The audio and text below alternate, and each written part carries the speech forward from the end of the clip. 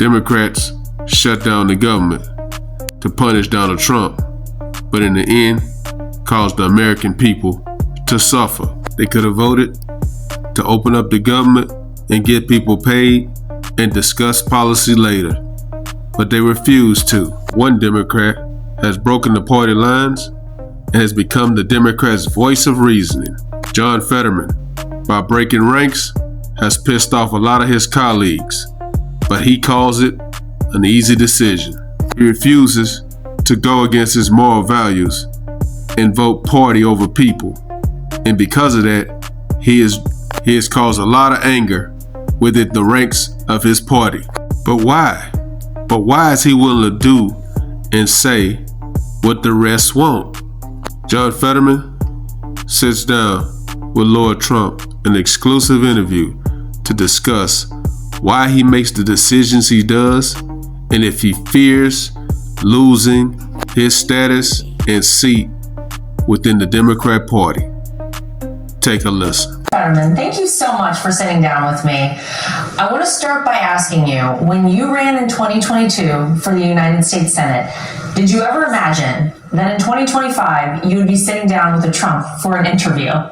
Well, I mean, I certainly would be open to it because it's always a pleasure to talk we're just having a conversation. Yeah. I think that's really important. It's actually even more important now, the kinds of times that we're in right now. You know, we can't ever collectively turn our back to others, and people are increasingly forgetting to remember that we really need each other. So having this dialogue and having a conversation, that's what this is about, and honestly, it's a pleasure to be here.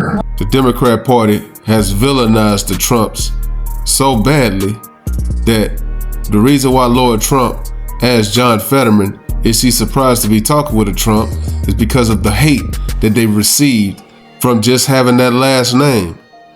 It's madness. Well, thank you. I'm so happy to sit down with you. I think one of the things that a lot of people love about you is that you seem to choose common sense over just kind of blind party loyalty. And you've gotten a lot of pushback because of that. Why do you think that is? Well, I mean, for me, it's in a sense, it's kind of easy to be that way. It's like, you know, if something that I happen to believe is true, or where the truth is in that situation, whether it's like, say, for Israel or for securing our border, it's very easy to follow that. And I don't check. I mean, I know how that might cost me politically, but then I think it's important to follow real truths in those circumstances. You know, I think that the people who you represent in Pennsylvania probably agree with your stance on it. And I think it's very refreshing, actually, to see a politician do those sorts of things and follow common sense.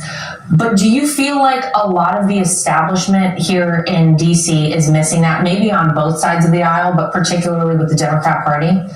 Oh, well, I mean, a lot of people forgets or doesn't understand the state that I am honored to represent.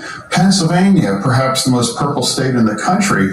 And I am not just representing Democrats. I'm representing 13 million Pennsylvanians. And now I refuse to call members of the other team as fascists or Nazis or those other kinds of things. Because if you do, then that implies that, the people that vote for them must be the same as too. And that's absolutely not true.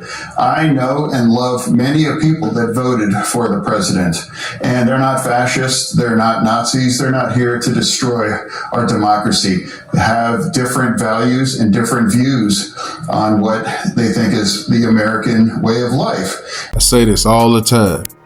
When you keep calling Trump a racist, a Nazi, a communist, a dictator, you're basically calling out all the people that he voted for also. Are you calling all of those people Nazis, stupid, crazy, maniacs, dictators? I mean, to me, that just divides the country. Or whatever. It's like a father was shot in public, and now, hey, let's just let people realize the tragedy and let people grieve. And you know, Pennsylvania, that's where the president was also shot. And now I was 30 miles away and like, oh my God. And it's like, thank God he was okay.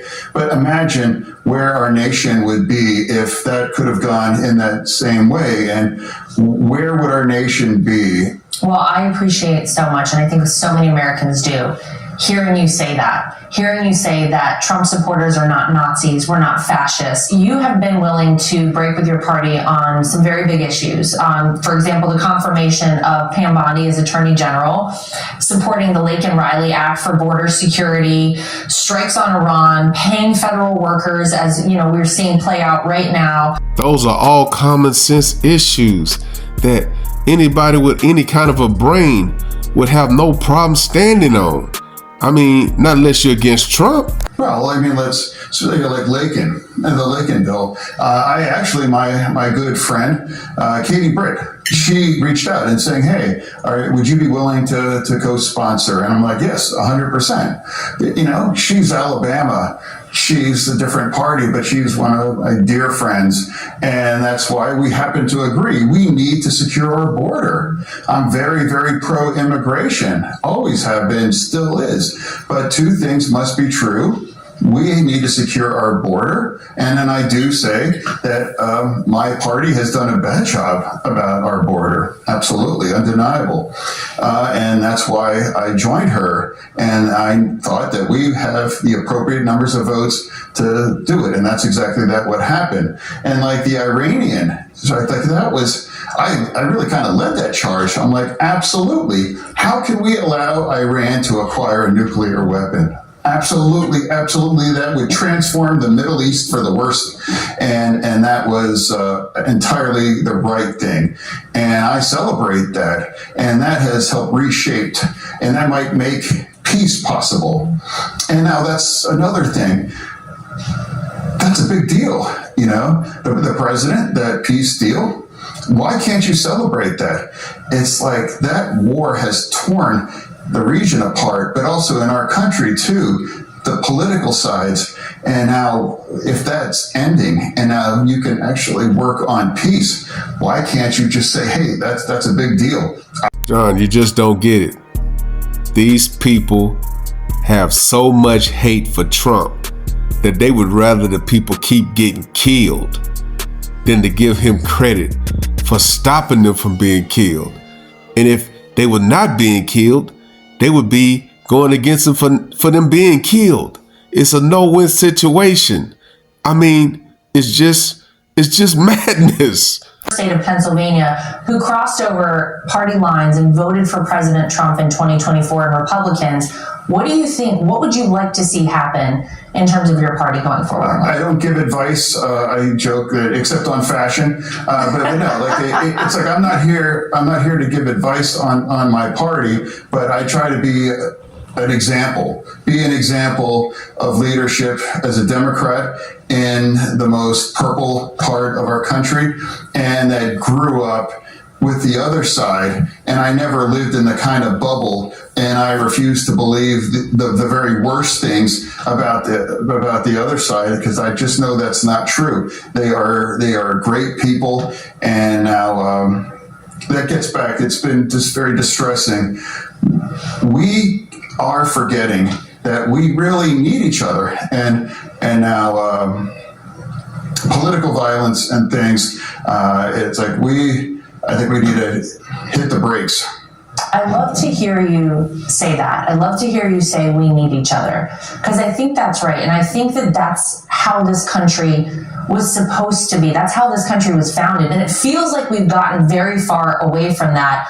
But I think that's why people gravitate towards you, Senator, because you seem to be very open to sitting down. You're sitting down to have a conversation with me.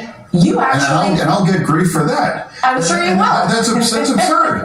It's like, no one is my gatekeeper. No one is. Why wouldn't I have a conversation with people if we have different political views?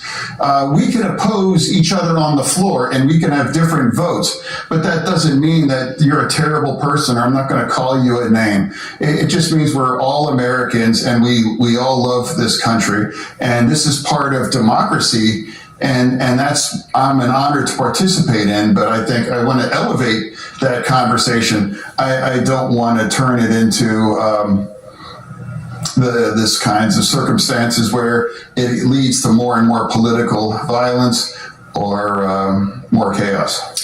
Well, you've actually been willing to sit down and talk with President Trump. In fact, you had dinner with President Trump. If you don't mind, tell me how was your dinner, and were you surprised at the end of it?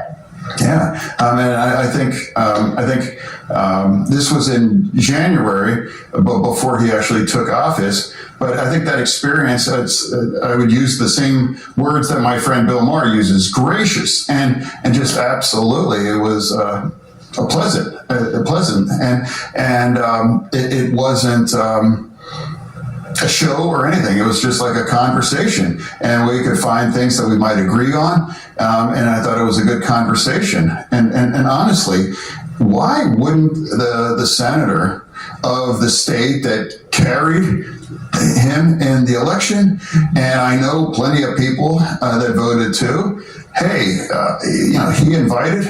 Absolutely. It's not about bending a knee. It's about having a conversation with the president. And I think that's entirely appropriate. And as a senator, I'm not sure why anyone would find that controversial. We have to work together. That's how it works. Some terms we're in the majority. Sometimes we're in the minority. That's why we all work together. That's the way democracy is. I can't imagine the kind of hateful rhetoric John Fetterman has heard coming out of his party's mouth when in meetings with these guys. It seems like this man is so stressed out and frustrated to the point where he's like, he want to go run and hide somewhere. He like, listen, this guy's the president of the United States. He was voted in. You got to learn to work with the guy. Hate doesn't work, period.